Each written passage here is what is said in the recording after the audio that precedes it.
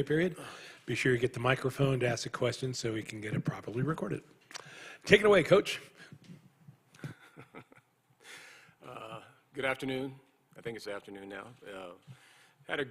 We had a good first week of practice. Very good, very successful week.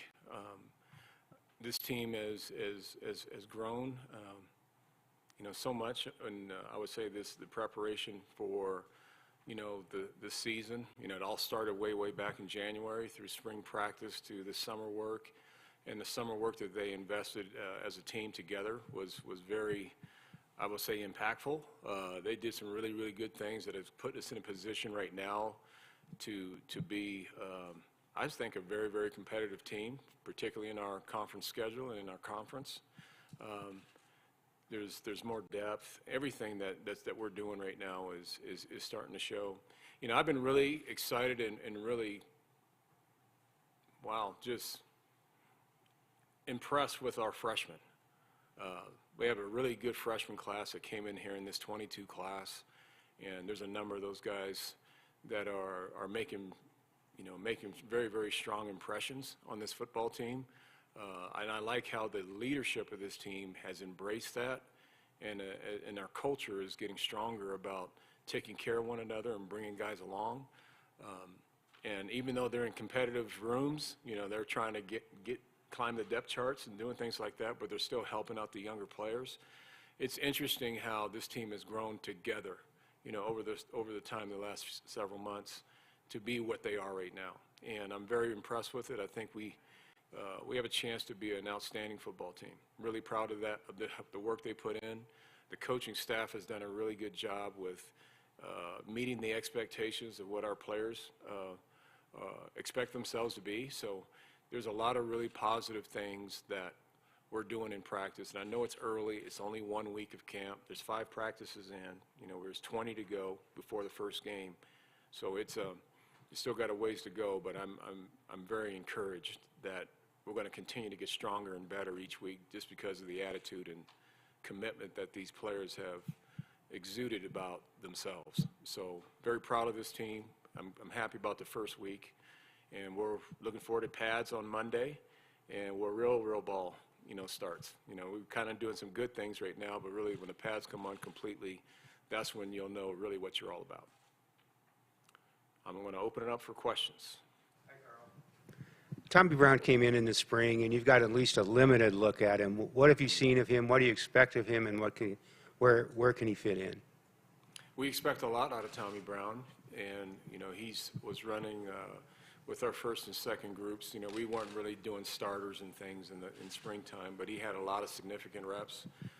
He's really has done a great job of adapting to our system here. And he's also been a very positive leader, in such a short period of time. He's going to be back, I would say, pretty quickly here. He had a doctor's appointment today. He had a minor procedure done, right after spring. And everything, he's ahead of schedule right now. But the final report today got him kind of jacked because he's on schedule to be ready to go at the start of the season. So, we anticipate that he'll be doing some things for us next week. But very encouraged with what he's done. He's a veteran player that has some experience, and I think he's going to help us with our depth offensively. Karl, you mentioned the freshmen have been impressive, and also the leadership of the seniors. I'm curious if that leadership of the seniors, bringing those guys along, is that something you had to talk to those guys about, or do you think that's inherent in that senior group to really bring those freshmen along and recognize we need these guys if we're going to be successful? That's a great question, Brian, and I think it's both. I think it is something that I stress about us taking care of each other, as a program. And I think it's also, on their part, that they know that we need this depth. Just like a year ago when we had those freshmen that played for us a year ago and how successful they were and giving us great depth. And I feel the team understands that process. They want to play with our best potential out there. And sometimes our best potential might be having a freshman behind that senior or junior. So they understand that bringing those guys along quickly is going to help to, have us to have a successful season. Coach Dorrell, obviously having a two-headed running back with Alex Fontenot and Deion Smith, that's going to be helpful for Brendan Lewis to mature in his second year. How important is it to have those, that leadership in the backfield? It is really important to have that leadership in the backfield from an experience standpoint. Both of those guys are kind of coming off of injuries and haven't really had a complete full season in a while. I think, with Alex Fontenot, he had a really good, I felt, 2019 season that I watched when I became the head coach here the year later on that winter. And I watched him, and he was very, very productive, very efficient. Really was probably one of the bright spots offensively for us in 2019, and then he missed 20, and then he played sporadically last year. But he's back to his 2019 form, where he looks really, really good, confident, strong, making great decisions. So it's good to have that experience and that confidence back particularly with a guy like with Alex. And the same thing with Deion. Deion has, he has surgery on both knees, in his career. So he's completely healthy, and both of those guys get along tremendously. They understand their role, offensively. For us to be an efficient offense, both of those guys have to be our 1-2 punch, so to speak. And they're cheerleaders for each other, just because they understand that role and they accepted that role. So there's no hierarchy of I got to start or anything like that. They just want to win, and they want to help our offense be as good as it can be. So they are a very, very significant piece for us, and particularly in the rushing game. Hi, Coach. So, Nikki Edwards. Sorry. Hi. So in comparison to spring, here we are in fall camp, you're condensing a lot more football into each day. What does that coaching progression look like from day one to the end of the week, and how has this week been for you? It's been fun. It's been a lot of fun. I love training camp just because, it's that point in the summer that, the NFL's back and, getting ready for the season. High school ball is getting back, ready for their seasons. College is getting ready for their season. So there's that, I think that era in terms of, football's coming, it's right here. And I think everybody has great anticipation about it. What's interesting about this team, and for me, is that I feel like I can become, just be more saturated about the football part. School's not in, so I don't have to worry about academic, updates and, things that deal around school at this time because school's not in.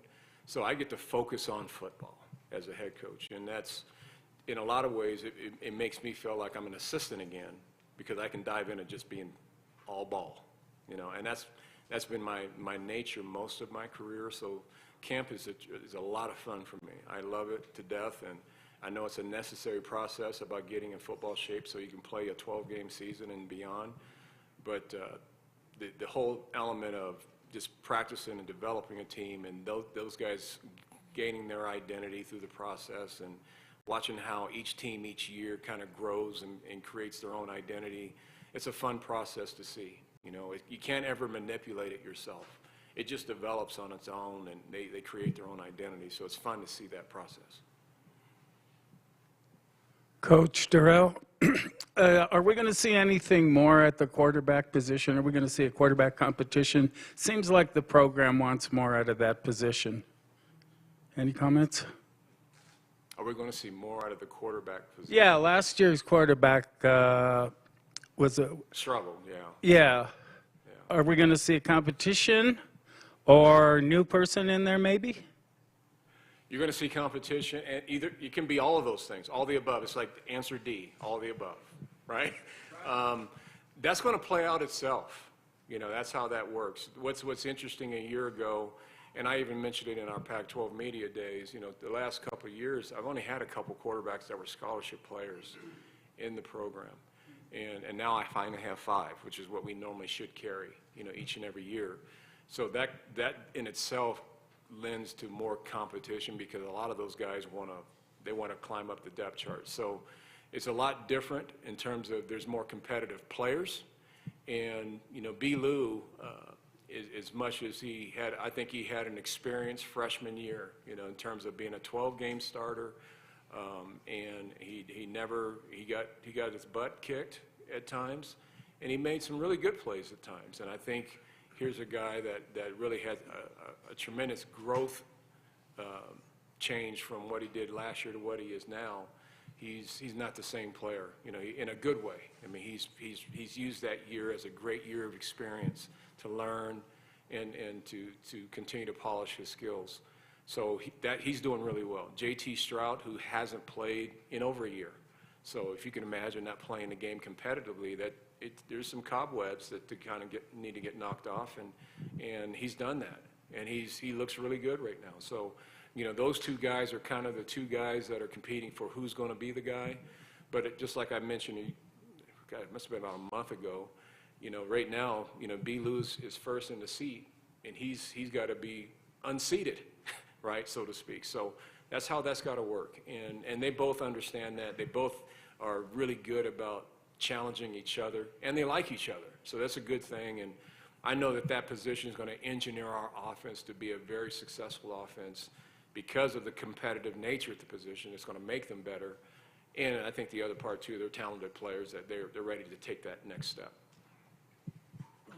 Hey, Coach, back here. It's no secret that, at least from an outsider's perspective, expectations for this season are kind of low, predicted to finish last in the Pac-12 media poll. Do you care about stuff like that? How do you respond to it, and how do you get your players to look past it, too? They've done the same thing. They've went past it. I've went past it, you know. But we're at this point, and they understand. Colorado hasn't been relevant in a while.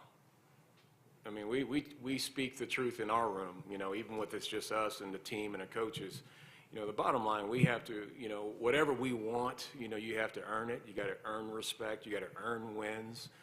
You know, you have to prove that each and every week. So, and this team has accepted the challenge. You know, they accepted the challenge of what's, you know, been provided for them, and they're eager to prove, you know, differently with what the prognosticators say. Sticking back here, over here. With some of the wide receivers leaving the program, how does that leave guys like Chase Penry, Ty Robinson? How can they rise up the depth chart? They're doing a tremendous job right now. You know, both of them have been nicked with a little bit of injury. Chase and Ty both had limited spring practice sessions, but they're both back full speed. You know, R.J. Sneed had a minor procedure too. He's not quite. He's the same thing in a similar way like Tommy Brown. He's going to start practicing right now next week, so he'll be back ready to go. But I think with the new additions, Ariel, to answer your questions, I feel we're probably better. I hate to say that. No, I don't. I don't hate to say that. We are better. You know, we're better. We have the depth. I think the young freshmen that came in are really good players, and they're no names right now. You know, and that's a fun process to see when they're no names and they kind of create their own name on their own. That's what's going to unfold this fall. There'll be some guys that are like, who's that guy, and wow, where did they get him? You know, it's going to be those kind of responses when you see some of these guys play. But I feel like that position's the best it's been since I've been here right now. Karl, you talked about the quarterback position. I want to ask you about the guys protecting the quarterbacks, all right? You finally had a full year with your roster and Coach Turley to work on them physically. What's been your assessment so far in terms of how that unit's kind of developing? It's developed. It is a work in progress right now, Mark. It's we do have depth, which is good, really a good thing, which that's one of those areas among many that, you know, in the past, we just didn't have enough quality depth from our first team to our second team. And I would say that's completely changed. We got first and second teamers that really are competing for starting jobs, so it tells you the quality of that competition's better. Tommy Brown, like was mentioned, that's the reason why he's here. He's helping that offense line be better. So we feel we have two very strong units in our offensive line. And they're working hard. They're working hard and doing what's necessary for us to improve and have us, you know, be good at our run production and protecting the quarterback. They've done those things pretty well. So after this first week, I feel strongly that we have, you know, we have that depth. We have more pieces there than we've had in the past. Coach, Trevor Woods was a guy we saw make a few plays last year as a true freshman. What have you seen out of him since the end of last season now through 5 preseason practices? You know, Trevor, he's done really well. He's had a good spring. He's had even a good summer. He's a little nicked right now with a soft tissue injury, so he didn't practice the last couple of days. But when he's out there, you can tell he's very confident. You watch his movement and his command of what he makes adjustments with the rest of the secondary, because he's a quarterback of the secondary. He's very comfortable making those calls and those adjustments that are being made. So it's just a matter of him getting back to health, which he'll be back probably next week, and just keep his development going. You know, he doesn't know everything yet, but he's learned quite a bit that first year as a freshman. But he does have a little more swagger to him now that he's been in the system for a year. Kind of similar to the wide receivers room in the defensive secondary. A few freshmen from last year kind of going to be expected to do more this year. So what have you seen from guys like Nico Reed, Tyron Taylor, kind of that group of sophomores? Yeah, that group of sophomores are our leaders. How about that? They're sophomores and they're our leaders. But they're doing it in a very positive way, and they're doing it. That, you know, age is just a number. Right? You know, they understand what their role is. They're our experience coming back, and Nico's having a great camp. Kalen's having a really good camp, and Tyron. They're doing veteran things right now. And just like anything, you would think a young player like that that's just trying to get his feet wet as being really a first-year starter this year, but they're willing to help the Josh Wiggins and, you know, and the Dylan Dixons and all those guys that came in this summer. They're really tight with helping getting that true freshman group caught up to speed.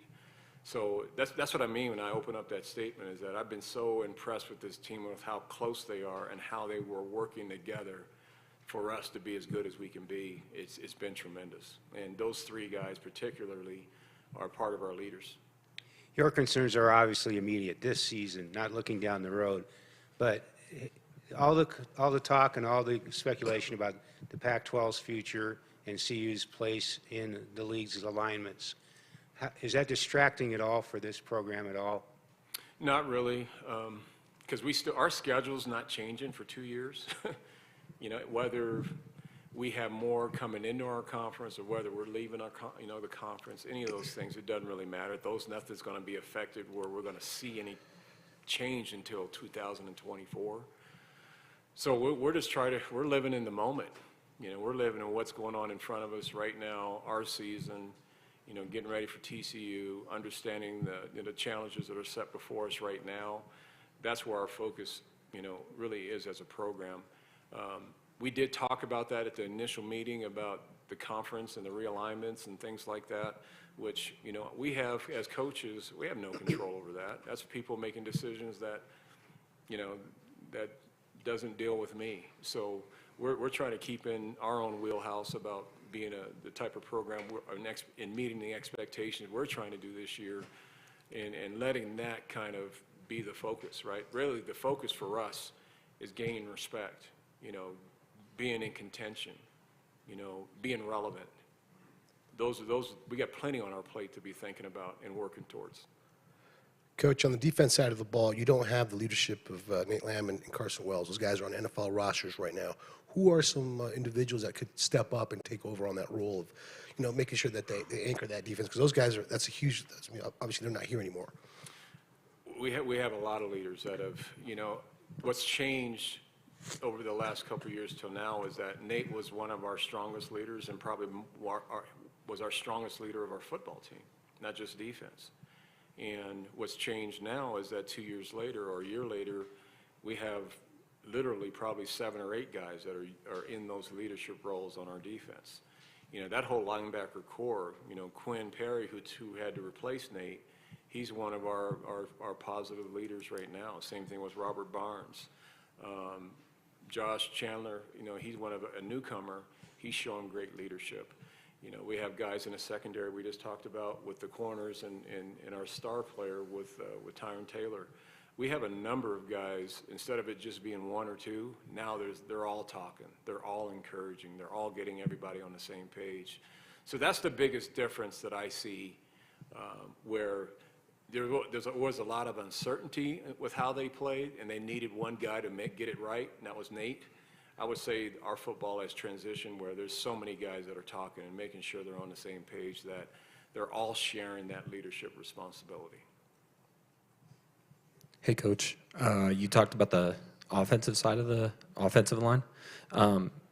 You've built a lot of size and experience on the defensive side of the defensive line. How have they progressed this offseason? Are you encouraged by that group? They've had a great summer program, just like most of these guys, this summer. One of the brighter spots we mentioned at the end of spring was Justin Jackson. He's had a great offseason just entirely since January.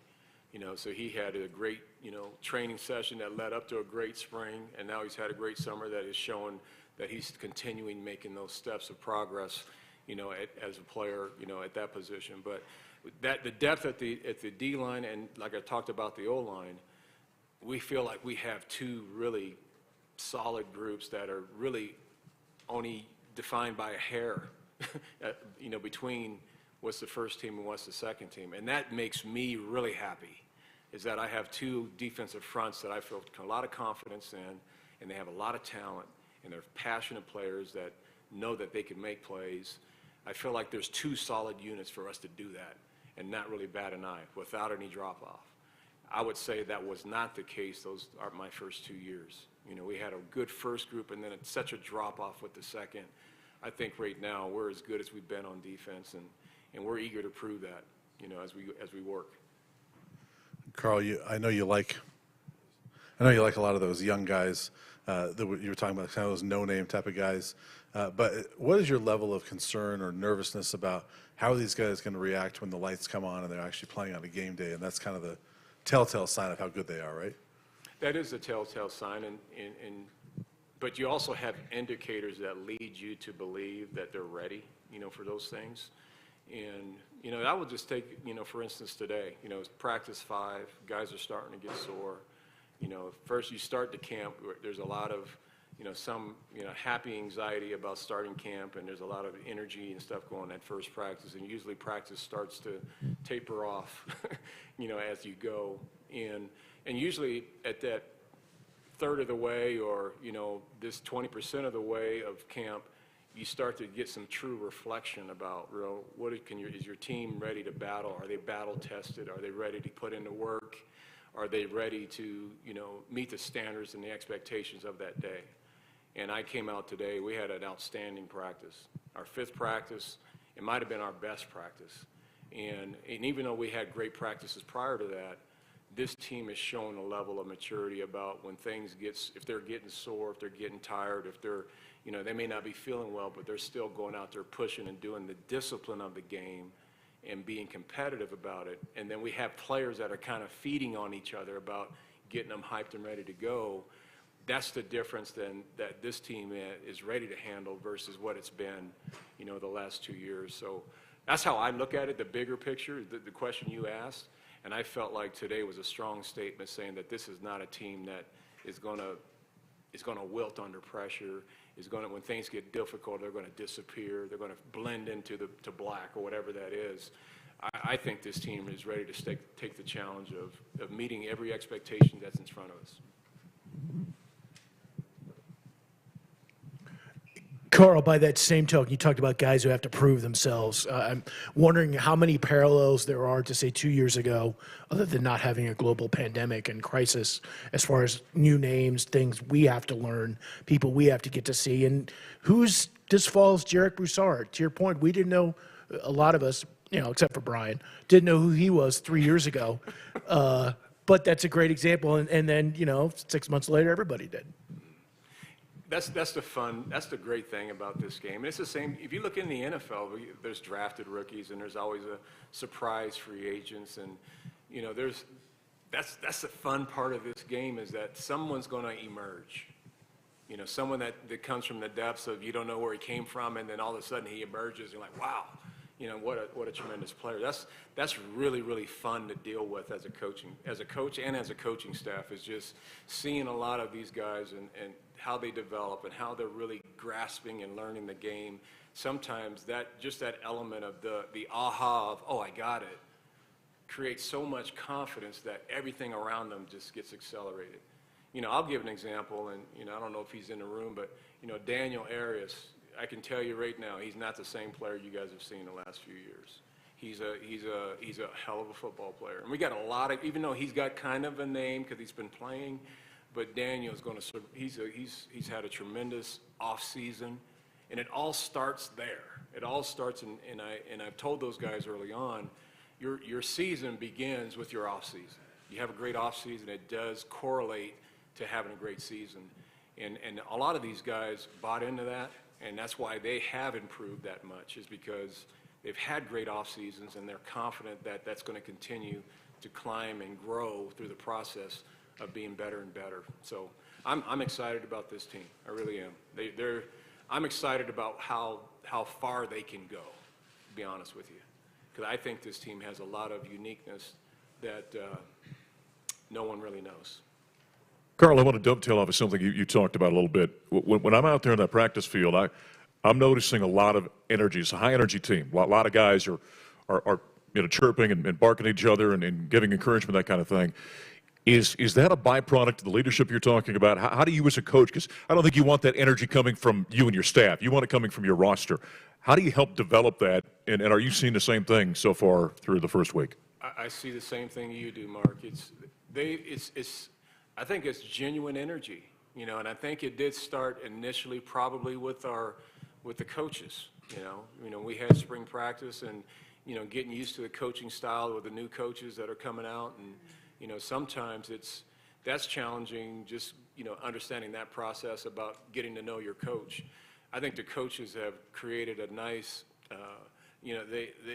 they attack the day too. They do everything. It's all about, they love this game. They love what they do. They love young people. They love just a passion about coaching and developing a football team and football players at their position. So the players, I believe, just kind of fed off of the energy of everyone. So the coaches we have an upbeat coaching staff, and I think the players have just taken it off on their own.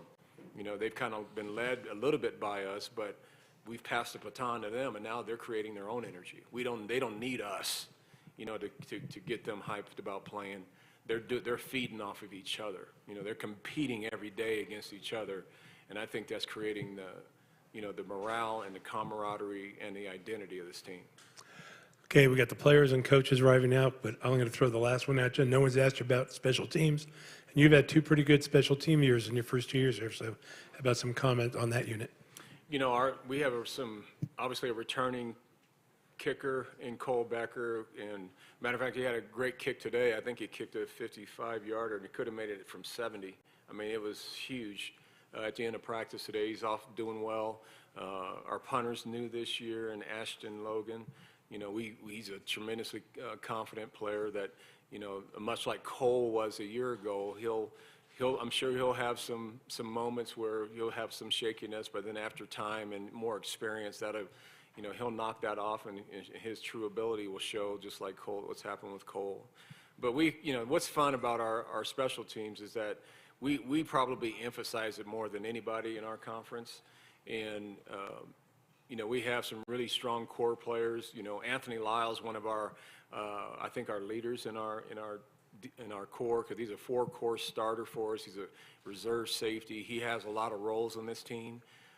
So it's fun to see some of those senior players take the leadership in that area, knowing that special teams is a tremendous factor about having wins too. So I like where we're there, where we are there, David, because there's so much more experience. It's year 3 of our system of how we do special teams. And again, just like our players are coaching our younger players again about catching them up to the technique and the skills that are needed. So this team has learned over time to kind of function and manage themselves, and that's a really, really positive thing, for us. All right, thank you. Players are scattered on both sides of the room. Thank you.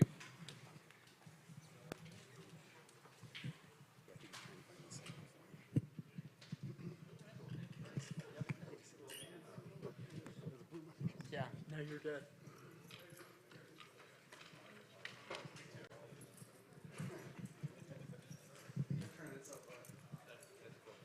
There you go, yep.